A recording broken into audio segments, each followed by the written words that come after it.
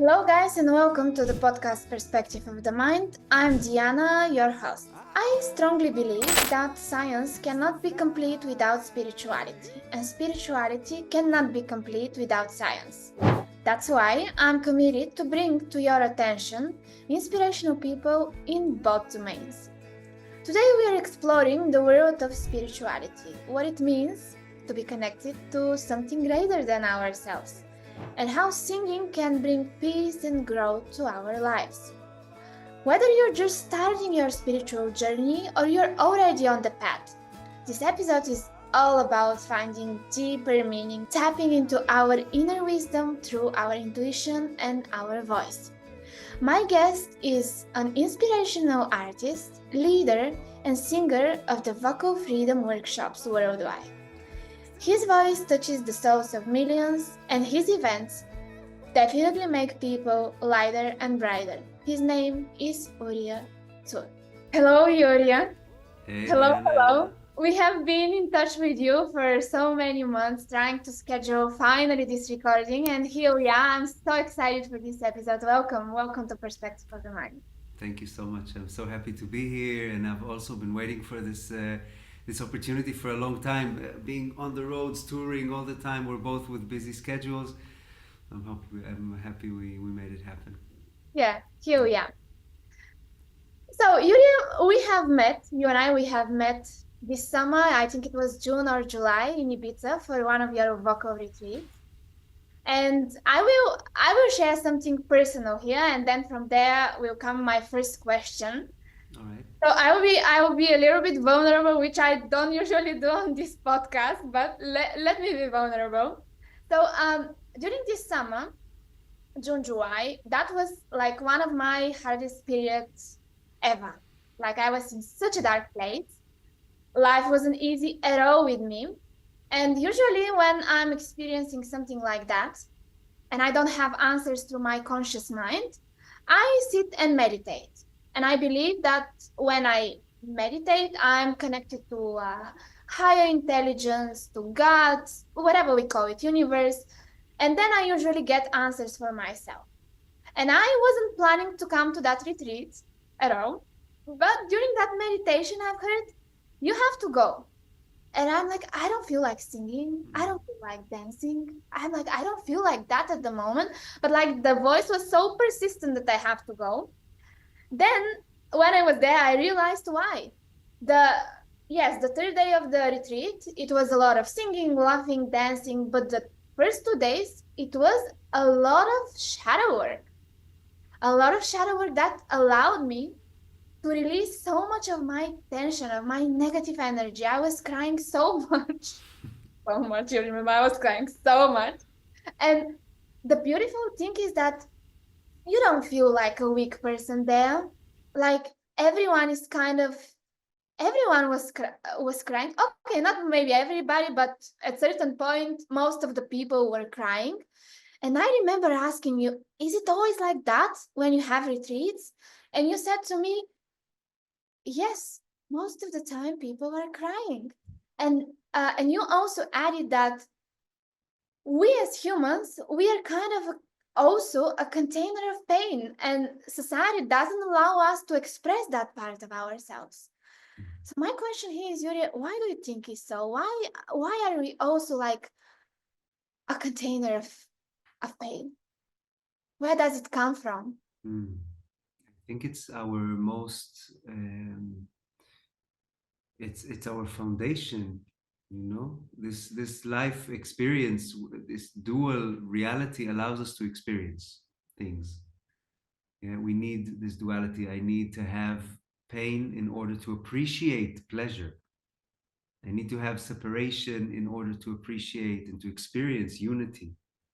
And Mhm. that's just it's just the way that this playground is built. It's just the way that this fabric of reality is placed for us to experience and explore. So to neglect pain, to ignore and neglect and push it away and try and avoid this is actually creating in the same time neglection and avoidance of pleasure. And to neglect sorrow is also creating a neglection of joy, you know. Do you say that when we come on this earth, this is 100% sure that we will experience pain? It's what it is. It's a part of us, and we're living right now in a society that is, um, yeah, that is not accepting that. You know, Mhm. the pain is something that is like, no, no, no, no, no. If it hurts, like, take a pill. Like, just make the pain go away. And there's a price. There's a very very big and deep price that we pay for that, because we store this.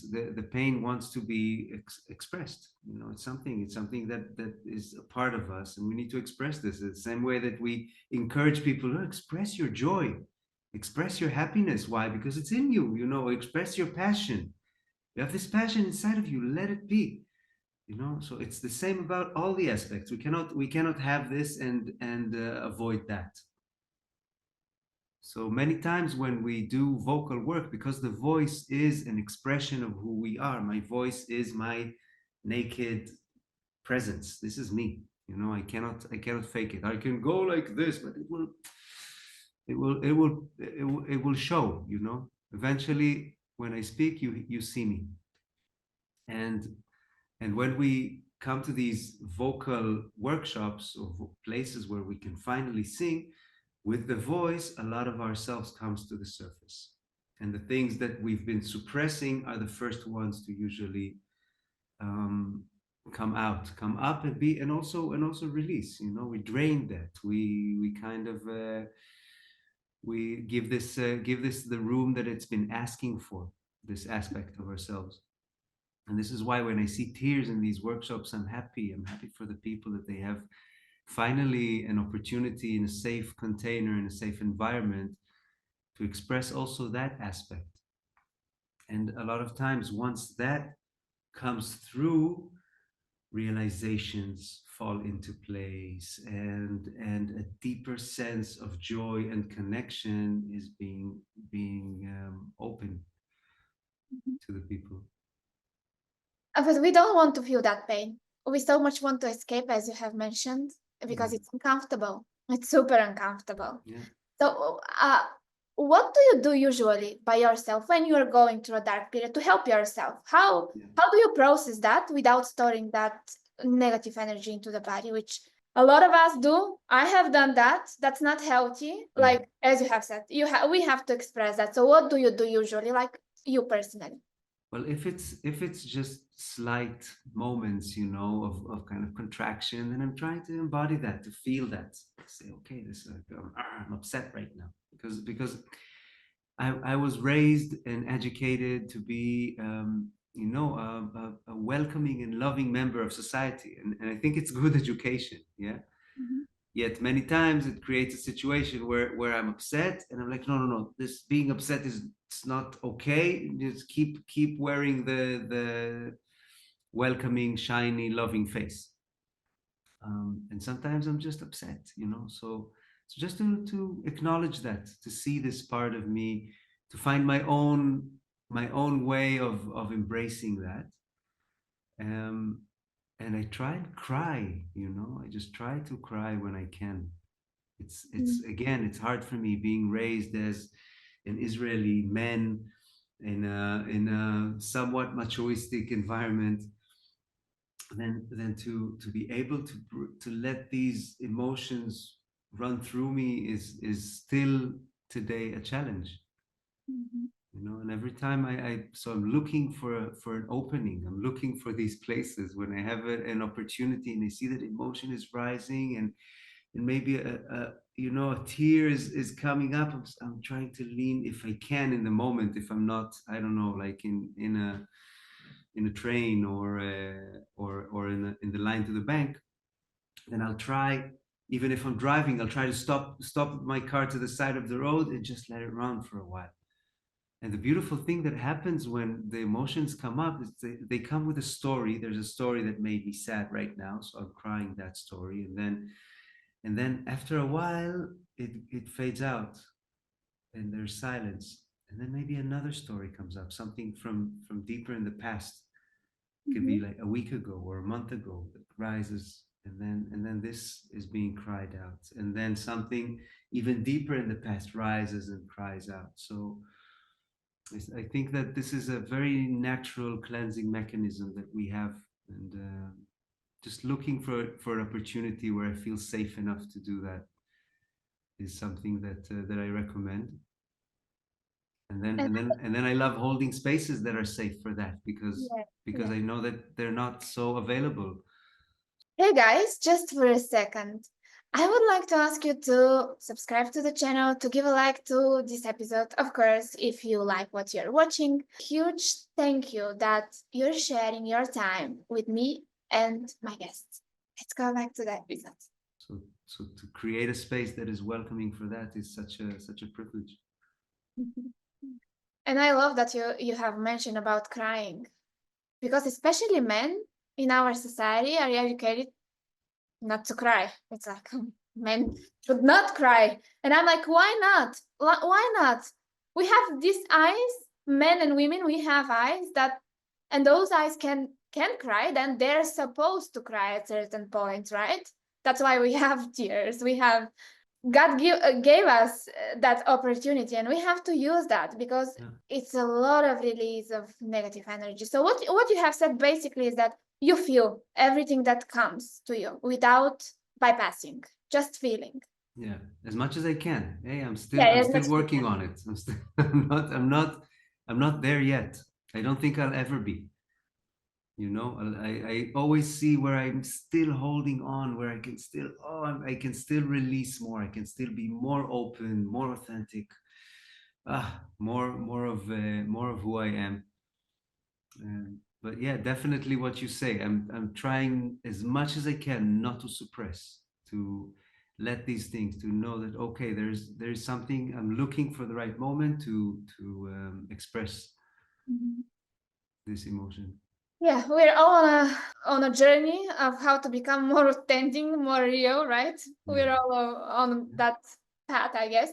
And I will go back to the retreat. So I definitely felt so much lighter and brighter after the, like my Mhm. body was somehow lighter. It's like, I know it may sound crazy, but that's how I felt, like lighter, just lighter. A certain heaviness was just lifted down. And I'm curious, what did you provoke within ourselves? What kind of techniques do you use specifically? Like, Mm. what exactly did you do? What exactly did you do with me? Let me know.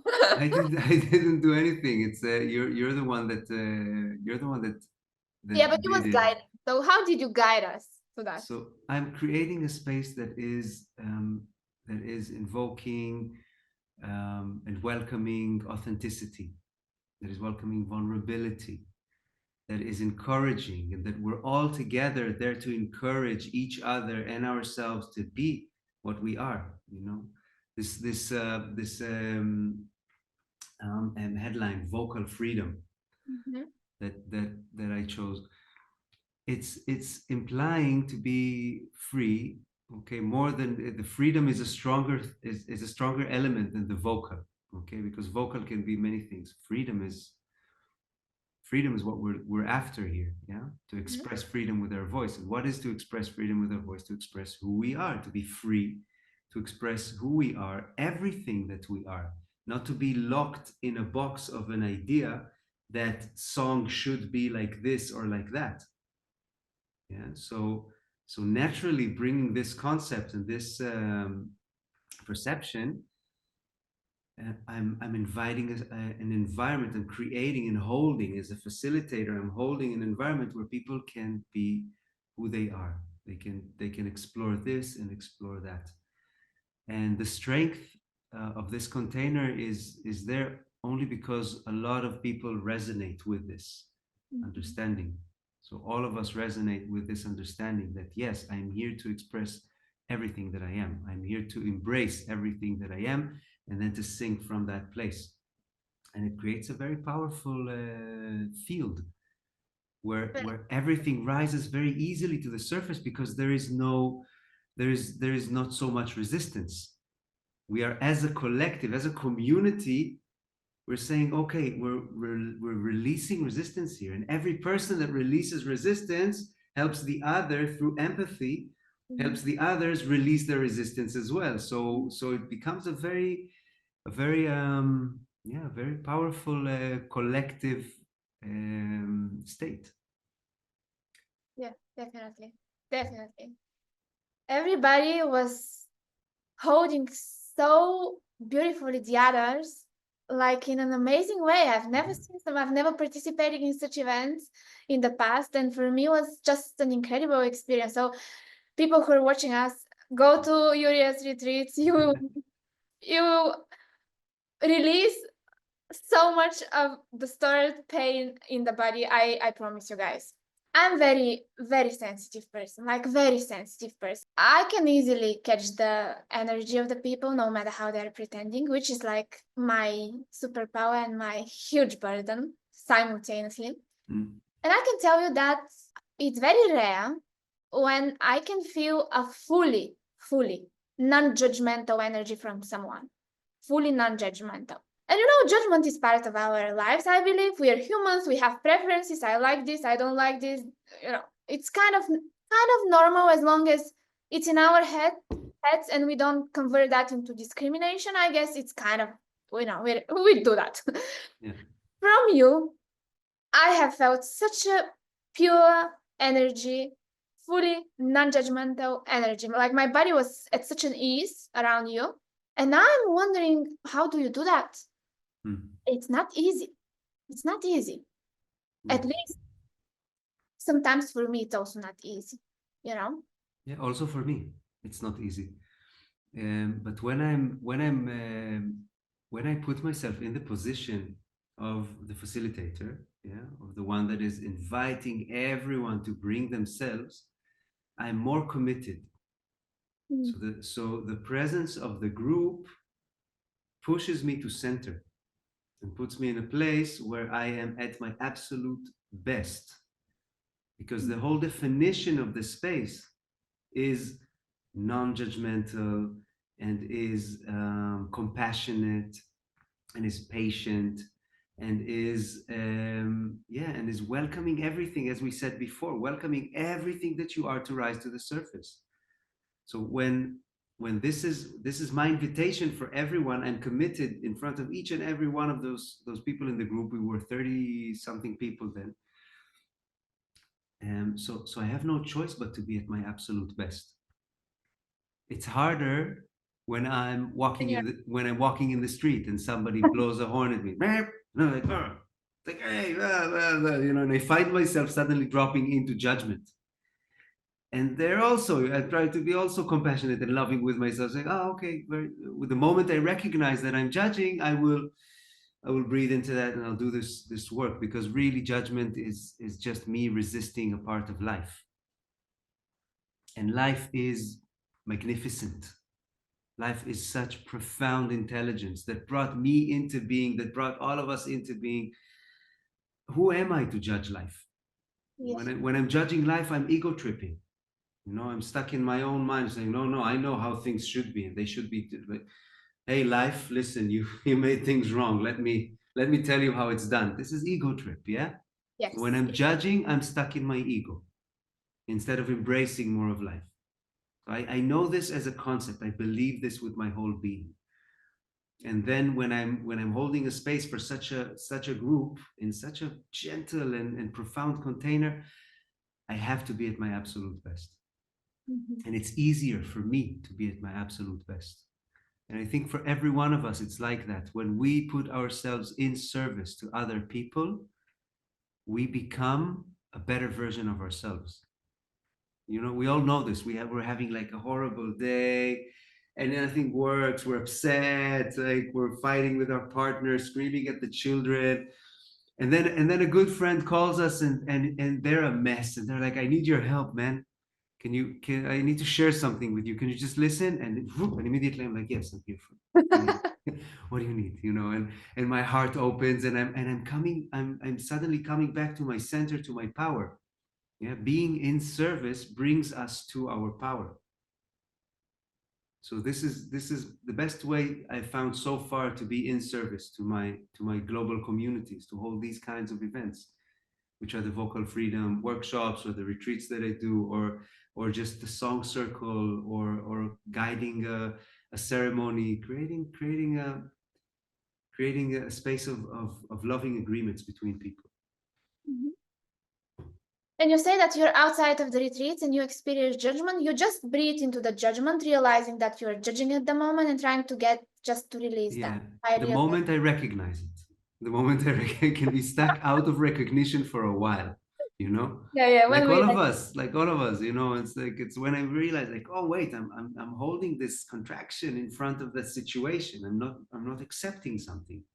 I'm yeah, resisting, and the resistance is draining my energy. It's taking away my energy because life is as it is, you know. Me resisting life is kind of, it's like a stone resisting the river. I cannot resist the river. The river flows, and it's taking me with it. yeah. Yeah. And I love how you said that judging is basically not accepting life. And do you think that through judgment we are actually resisting some parts within ourselves that we haven't accepted fully? Yeah, yeah, It's also definitely. that. When I'm judging life, I'm also judging I am life. So I'm judging myself. And usually it will reflect. Yeah. Usually I will judge something that I do not accept in myself. Yeah. And this is why also when in a workshop space, if somebody approaches me and is saying, I think you're just doing something, blah, blah, blah, blah, you're not okay, or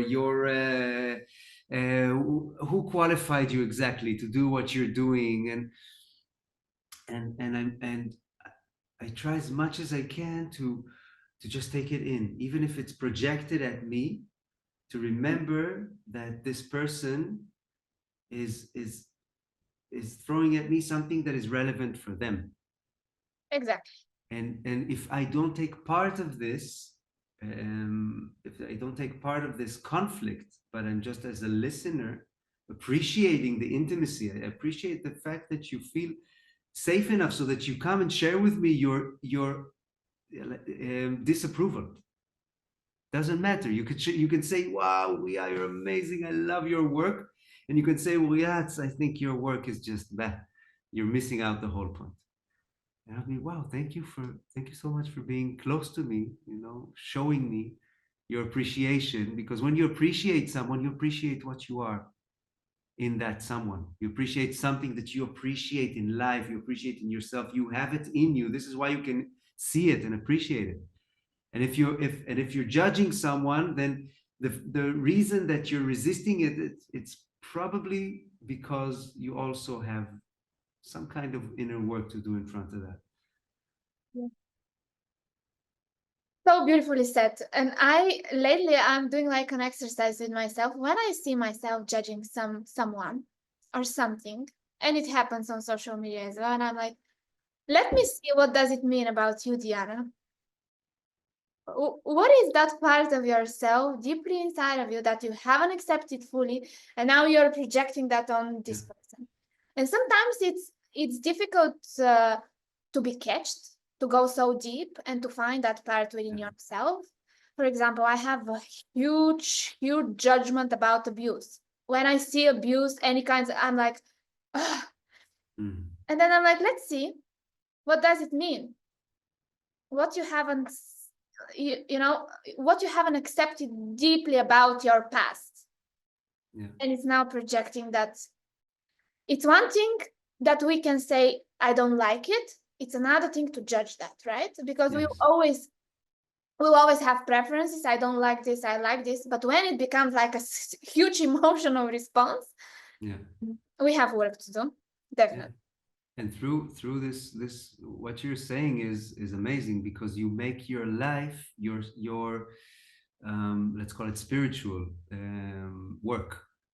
Yeah, Yeah. because our life gives us so many opportunities to meet that. And when I let judgment be something that just annoyed me, and now I'm a little bit more annoyed and I keep on going with my day hoping that it will go away, or something annoyed me, and I'm okay, this is an opportunity for me to learn about myself, to learn more about life, to grow, to evolve.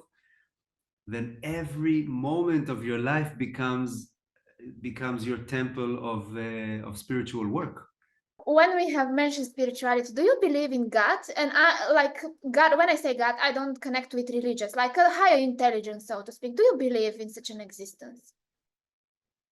I think that there is no way to avoid the fact that there is such deep and profound intelligence that we are within, that we are a part of, that is us.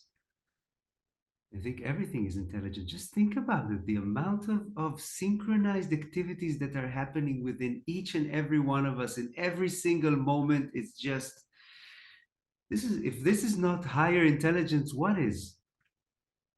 Seeing the wisdom of plants, of forests, of ecosystems, the way that life naturally, without any interference, that life naturally um, flows and creates. It's mind blowing. You know? But then it comes to the point, if such a high intelligence exists, why do we experience so much darkness as well? We are from Israel. We know what is happening on this side of the world. Yes. Like, and not only like it's just crazy. Why is that? If such a higher intelligence exists and you're talking about all this synchronicity and all this beautiful stuff, then why does this intelligence allow the other side to happen? So as we started the conversation, we said that everything is dual. Pain has to exist in this world. I'm not justifying anything that is happening right now in Russia and Ukraine, in Israel and Palestine, in all kinds of there. I can start counting horrible things that are happening right now in our society and on our planet. And I do not stand with anything of that, and I do not justify anything of that. I'm just observing. And I'm observing the nature of things.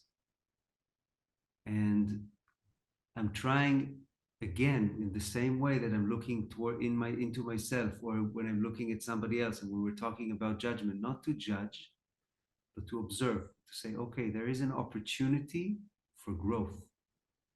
Disharmony is the field that that from which we are growing into harmony. What makes harmony so amazing is the fact that we come from some extent of disharmony. Yeah, separation versus unity. Yeah, I experienced this life through separation. I have to be separate in order for us to have this conversation. In order for us to observe the beauty of unity and a compassionate world, we have to come from a place that is not so. Mm-hmm. And this is the dual nature of life. And right now it performs, it manifests itself in this way, in this very, very horrible and harsh way of the situation in the Middle East. And I'm just trying to observe it. I'm sending my blessings, and I do my best to invoke harmony, to counter that, not through taking sides Yeah. and trying to figure out who's right and to fix that, but I'm just how do you say, um, nourishing my environment with more harmony. Yeah. Yeah, just unconditional, through music, through these creating these containers where people can be holding qualities like compassion and courage and love. Mm-hmm. Was it Mother Teresa that said that we fight with war when we create peace? Actually, like not fighting the bad things, but Yeah, just creating the peace, doing the opposite. exactly. When I fight something, I give it my energy. Yeah, it And I'm becomes fighting the fight, so I'm giving energy to the fight. I'm another element in this fight. So I don't fight the fight. yeah. Okay? I'm nourishing the other side. I'm nourishing harmony, because I think that once we as a society have a critical mass of awakening, of people understanding, wait, I I don't have to choose this game. I can choose another game. Mm-hmm. I can take the work inside. I can find a way to open my heart. And yes, it's more complex.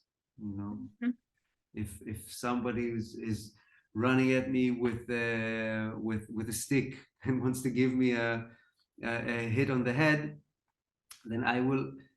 I can open my heart to the stick and the person, and I can run, you know, or do what I need to yeah, avoid this hit. Um, yet still in the general observation of it, as much as we can, I think, just to nourish harmony. I love that. Yeah. And what is the percent that we create in our lives and the percent that is just meant to be, like, fate, destiny, whatever we call it? Wow. Of course, we don't know that. Nobody knows, I I don't know. guess. What is your perception? What do you think about that? How much is our creation? You know, there's a sentence in the Jewish religion that is kind of addressing that. Okay. That is saying everything is written, and um, and the permission is granted. Everything is written. Everything is already written. It's been written in the stars before you came here. Everything is already there. Mm-hmm. Like karma and the contracts of the soul, or any way you want to refer to that. Yeah. And still the permission is granted. You have the permission to take it this way or that way. So it's a paradox. It's just a paradox. Yeah, now the question is, how far can you go outside of that path? You know what I mean? Like, if it's written in this way, it's so totally different way, or I'm just going around, Yeah, so you have, I think I see it in this way. I have the permission to go any path I want. But the things that I came here to learn, I will learn. And the Mm, challenges that I came here to meet, I will meet. Doesn't matter which way I go. okay, I love that. It's kind of like the soul decides to come on this earth to learn specific stuff, and it doesn't matter which way. Is that what you're saying? Yeah, yeah. If I will choose to work in a 9 to 5 job, or if I choose to be a homeless person, or if I choose to marry and have children, or to become a Buddhist monk, or just a celibate sadhu baba, or it doesn't matter. I will learn, because life is everywhere you'll go, and the teachings of life that invoke happiness and sorrow and frustration and jealousy and song and harmony and everything is something that exists inside of you, unconditional to what is your story of life.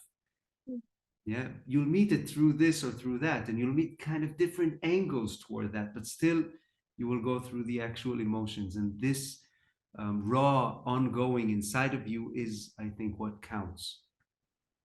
So it doesn't matter what's the scenery of your inner happenings. Yeah, I love your perception. Makes sense, definitely. Yeah. Yeah, we're looking for common sense. We're looking for things that resonate. They're like, yeah, yeah, that sounds about right. You know, if something is too like, oh, I need to dive into that, and and go and realize, and maybe after a few years of learning, I will understand. Then, Yeah. no. Yeah. We all have different perceptions, right? First, Yeah. like, I guess that some people are hearing what you're saying and they will be in full resistance. Other will accept that. That's how it is. We're different. And maybe in 1 year, I will say, what is this? Doesn't resonate with me at all. Why I have been speaking those things in and 1 year then ago, we'll right? have this conversation again and say, hey, you, listen. Yeah, we have the permission to change every day, right? Yes. And to be different person, like, Yes. every day. So The truth is we do not know. we don't know. And that's No. the truth. No. That's the And truth. We don't know. We're learning. We're learning. We're learning. We're thinking of. We're figuring things out. We're developing theories, trying to understand, deepening into. Yet we don't know. Our perception can change. So just to linger in that, to enjoy mutual agreements and places that stabilize our perception. This conversation helps both of us and maybe all the people that are with us now in the future, exactly. in, Yes. in the future now. So it helps us stabilize this perception and kind of relax into something that we resonate with. Yeah. Yet it can change. But it can change. Yeah. I'm like, I love spirituality. I love science. I'm like diving into both as much as I can because it just gives me joy. And every time I hear a new concept, it doesn't matter if it comes from spirituality or science. I'm like, let me think about that. How much does it resonate? How much it resonates with me? And then I'm like, yeah, it doesn't matter who said that. We're not sure. We're like always like, we don't know. It doesn't matter who is that person. I really don't care. I'm always like, we don't know. Yeah. There is something that we would never ever know.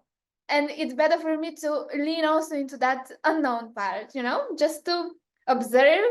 Yeah, I enjoy all of these theories and I enjoy spirituality, science, but at the same time, I'm like, I don't know. We don't know. Yeah. Yeah, yeah.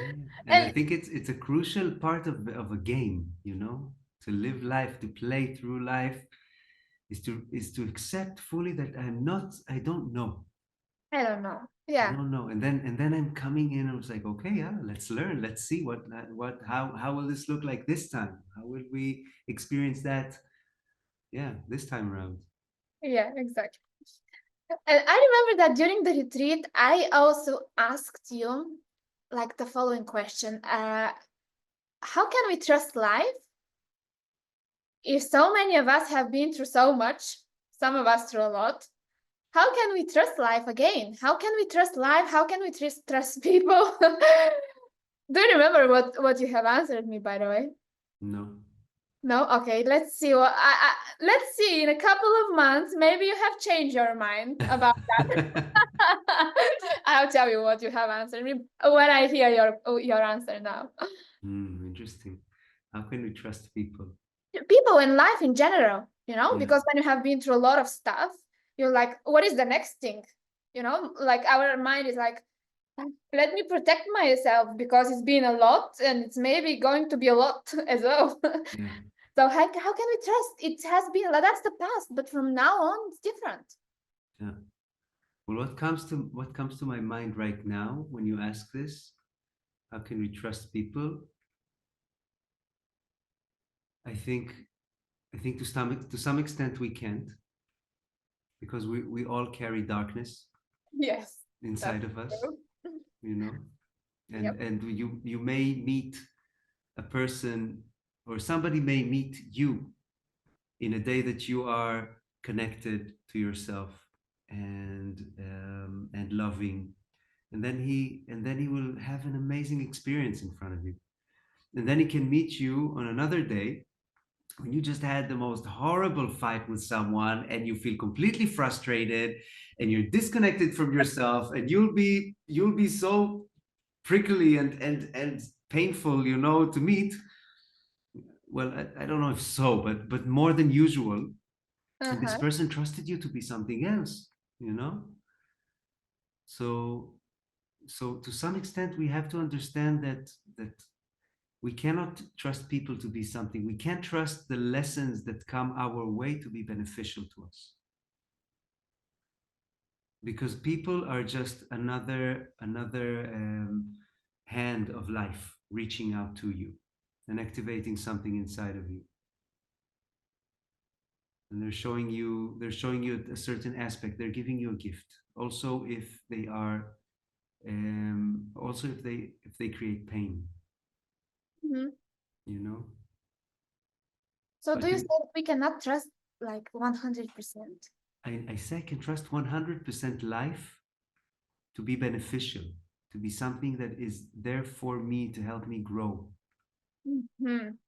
But we cannot trust 100% of the time people, right? We cannot trust people like 100% of the time. We can trust life that is always showing us what we need to see, like the aspects of Yes, ourselves that we need to yes, see. yes, yes. Life 100% sure, but we have to acknowledge that we as people, we hold darkness, we hold light. So it's kind Life holds darkness and holds light. It's okay. It's not that I cannot trust them. I can trust people to be people. uh-huh, okay. You know, instead of trusting people to be the best version of themselves, Mm-hmm. I can trust people to be people, and let go of ideas I have about people. You know, because if I think this person will, I can trust him to do only this and that, then I'm trusting an image that I project on this person. I'm not, it's not really this person. This person is also that. Mm-hmm. And probably this is what I am bringing out of this person as well. Yeah. Like you are bringing in a part of me in this conversation that is a certain part of myself. Yeah, if you would be my mom right now telling me, oh yeah, what about your financial investments? It's time for you to make more. You will be a different part of myself. You'll be like, Mom, come on, it's okay. Don't worry, I've got things covered, and you'll meet a different part of me. Yeah. So you're also invoking. I can trust life to reflect who I am and to give me an opportunity to grow. Mm-hmm. So it means also accepting the fact that at certain points we will be hurt by the others, we will be hurting others. That's how it is. Pain is a part of what we are. Yes. Yeah. And attachment is a part of what we are. So suffering is a part of what we are too. Mm-hmm. And do you want to know what you have answered to me some months ago? I'm very curious. Yeah. You said to me the following, because we were talking about intuition before that. All And I right. was saying that I'm so connected. I don't know, like my intuition is insanely accurate. And you said to me, but you have your intuition. Then Mm. the more you trust your intuition, the more you can trust life, people, everything. Yeah. That was the response at that Yeah. point, Yeah. which is also valid, right? Yes. I love it, you know, because a conversation happens between who we are at the moment. Yeah, Mm, the information that rises right now between us is who I am right now and where I am right now and who you are right now and where you are right now in your life. exactly. Yeah. So this brings a certain shade of information. When if we'll have the same conversation in a different day, other things will come up to the surface. Yeah. So As we I'm said, really, they're changing. yeah, yeah. So it's really nice to meet you now. Yeah. Likewise. And how do you think, Uria, how do you see the connection between singing and spirituality? Singing spirituality, I mean singing and that deeper side of ourselves. What is the connection exactly? Yeah, I think that through our voices we can tap into deeper aspects of ourselves. Through Also, singing? yes, song. Yes, song is so much more liberated than words. Mm-hmm. You know, if I have to describe the sensations in my body, I will start saying, okay, so my lower back feels a little bit like this, and my sinuses feel like that, and there's this temperature that I feel, and there's these certain emotions inside of me right now. And then if I have to sing that, if I will have to express that in song, or more, it's not more to express, more to explore that in song, then I will go to other places. Yeah, might be say,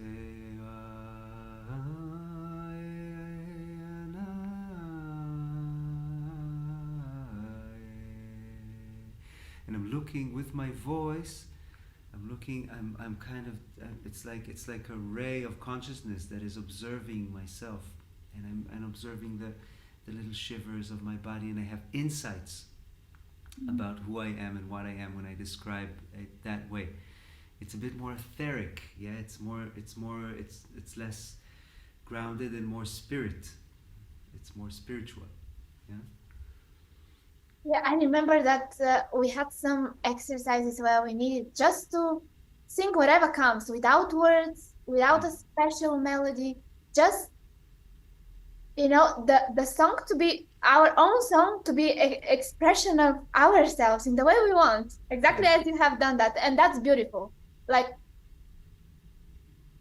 I felt when I was doing that I'm so much connecting to some parts of myself. I don't know what comes up. It just comes up, but it's Yeah. so connected. It's so connected. Doesn't have a specific melody, doesn't have specific lyrics, but it's connected Yeah. somehow. It's a beautiful expression. Yeah. Yeah. Music is And really an invitation to be very present in the moment. Because yeah. music happens now. It Mm. happens now. And then it happens now. And then it happens now. And I flow with it, and I have to give it my full attention, my full devotion, to really be with it, especially when it's unplanned music, when it's intuitive music. Yeah, intuitive music, that's So exactly. I have to completely be in the moment and just listen to that and listen to the moment. And this is a form of meditation. Mhm. And this connects me to this vast unknown that is, because the known, the conscious, is a slight little piece. Yeah, the subconscious is so vast. So the unknown is so vast, and I'm tapping into this unknown, and I'm flowing there. So it's, for me, it's a spiritual practice to sing. Even if I sing, if even if I'm an artist on stage singing with my band the same songs that we already sung many times before, going into the music and being in the flow of music and running with it puts me into um, very very unique presence with the ongoing moment. Mhm. So it's so any kind of music, I think, is spiritual practice. This is why I say it a lot. Music is medicine. No, music is medicine. What changes do you typically see in people from the beginning to the end of retreats? Like, what are the major breakthroughs that happen? Hmm. In the most basic level, I see people more relaxed in themselves, More relaxed. agreeing to be, and for every person it would look different. Some people have been walking around with like a big heavy ball in their belly that is kind of weighing them down, and then they come and they just cry and cry and cry and cry and cry and cry and cry, and by the end of those 3 days, you see the person just more at ease with themselves, and you see a different kind of shine in the eye. For some people, they will come and they'll be like singing, singing, singing, expressing, expressing, expressing, shouting out loud things that they never thought they would dare to do. And at the end of those 3 days, you'll see them kind of, you know, but still more in themselves, more relaxed in who they are. You see the connections, the conversations between people are deeper, people trusting one another more. Yeah. And so you have met a lot of people through those retreats, I guess thousands, millions of people. What do you think that people, we humans, need the most right now in this moment? Hmm. I think what we Collective. need, yeah, Yeah. I think that the thing we need the most right now as people is is uh, is an authentic and vulnerable communion, Mm, to remember that we are in this together, to have a ray of light in this realm of separation that reminds us that we are in this together, that the others are experiencing the same elements that I'm experiencing. Yeah, and then this brings compassion. yeah. Compassion is something that is being able to see, yes, the other is different, and I can open my heart to the other, because I see that opening my heart to the other is opening my heart to myself. And one last question, like it will be a little bit more personal if it's not a problem, because you said to open my heart. Are you intentional outside of your work with whom you're sharing your energy? Or you just allow whatever comes to comes and you're fully fine with experience the full darkness, the full light, or you're saying to yourself, I have to be careful with whom I share my energy and what energy also Mm. comes into myself. Yeah, it's where is my home? Where is the place where I'm surrounded? This is the question that we're looking at. Where is the place? Okay, maybe I'll answer it in a different way. We resemble our environment. We cannot fight that. We resemble our environment. We influence each other, Mhm. and we influence each other to become more similar to each other. And if I am putting myself in an environment that is very cynical and sarcastic, then I will naturally become also more cynical and sarcastic, which means close my heart. Yeah, close my like be more separated and alone. And I don't try, and naturally interact and connect and linger longer with people who are resonating with this wish that I have to live in a world where authenticity is something that is out there, where responsibility for my emotions is something that is appreciated. Instead of me, it's like, you annoy me, so you have to change yourself so I will be more comfortable. No, it's a place Mhm. that says, no, I feel annoyed in your presence right now, and it's an opportunity for me to meet myself and to maybe embrace another part of myself. So people where I can share this conversation, this kind of level of communication, and it's welcomed, are people that I surround myself with by choice. And then there is people that I'm surrounded with by karma, neighbors, blood family, certain colleagues, and things that I can't control. And then I see this as an invitation from universe. Okay, this is a challenge I'm receiving here to expand, to grow, to evolve, to do the same work. Yet my temple, the place where I do my work, is in my personal relationships, and those relationships I definitely choose. All right, so you before we finish the conversation with one game that I usually play with my guests. I start a sentence and then you quickly finish the sentence without too much thinking. All It's right. kind of allowing the unconscious to spread, like with the intuitive singing. But before Nice. we do that, may I ask you to sing something for us? I see the guitar behind you. So Yes, if I you was. I can do was. that, I would really love to experience that one more time in like kind of a person, in person. I was afraid you'd never ask. Okay. Okay, so I want to share a song that we're talking about the intelligence of life. And this song came to me um, in a very unexpected moment. I was holding a workshop in Israel a few years ago. And at the end of the workshop, we had a big circle, and we said, if people feel like sharing something, you're welcome.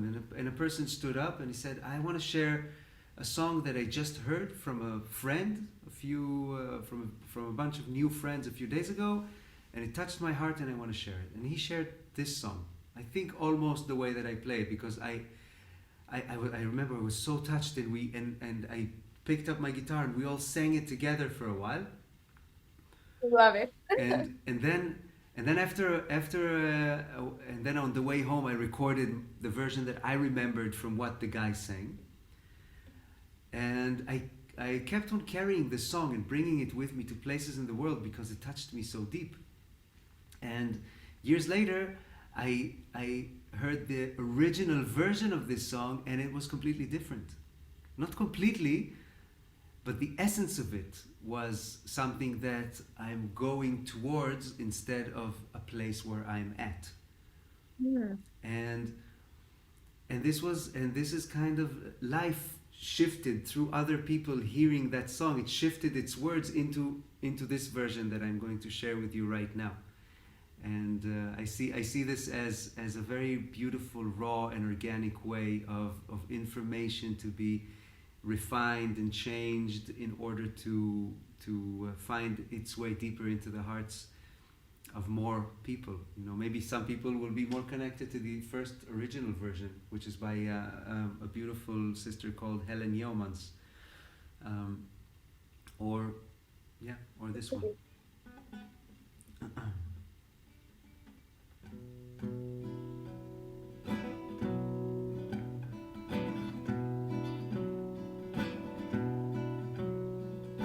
Home, I am home. I found a place to heal my soul.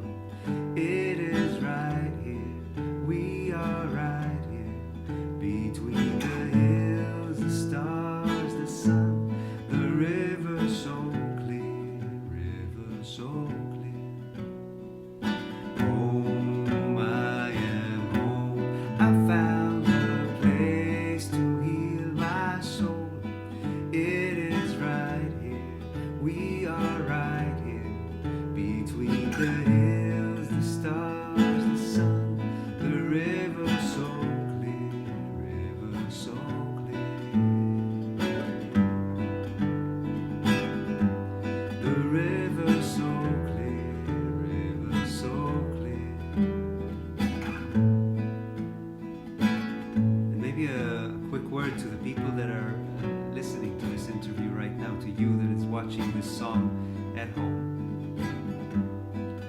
to maybe try and join me for one or two rounds, for these last one or two rounds, and to take this as an exercise, as an opportunity for you to invite the sensation of home, because home is not a place, home is a state of being.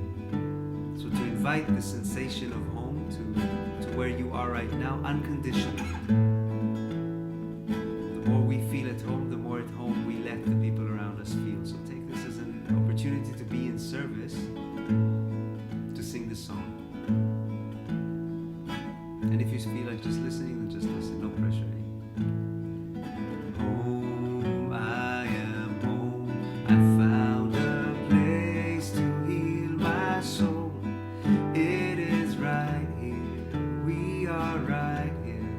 Between the hills, the stars, the sun, the river so clear, river so clear.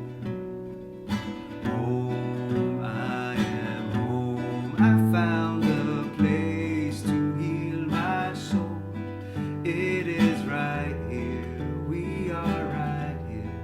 Between the hills, the stars, the sun, the river so clear, river so clear, river so clear, river so clear, river so clear.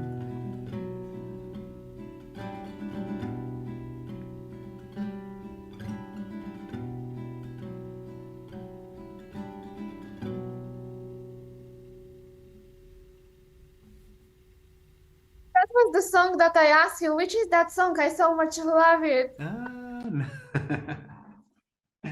Nice. I You heard brought you. so much joy into me, Yuri. I was like, Oh, I was crying, but from joy this time. Thank you I'm so happy much. to hear. Thank you so much. Wow, Diana, I enjoyed this conversation so much. Thank you for bringing this beautiful curiosity towards these subjects and these things that we were talking about. I felt very alive throughout this whole conversation. And Yuri, just as a variant, we'll play this game. All right. So let's do that for a couple of seconds. Okay, I'm ready. All right. Music for me is Medicine, humanity needs more of. love, and compassion. Through my vocal retreats, I understood that people Are all the same in many different shades. The best way to connect to someone else is to Be vulnerable, open your heart. life never stops to surprise me with Synchronicities, coincidences, and yeah. if I could change one thing in the world for everybody, that thing would be Myself. yourself. Never heard such a response. Okay, I love that. I really believe in Love and the beneficial nature of life. you're such an amazing soul. Please continue bringing light and awareness to this world and helping people to release the darkness that is in their bodies. Thank you. You too, Diana.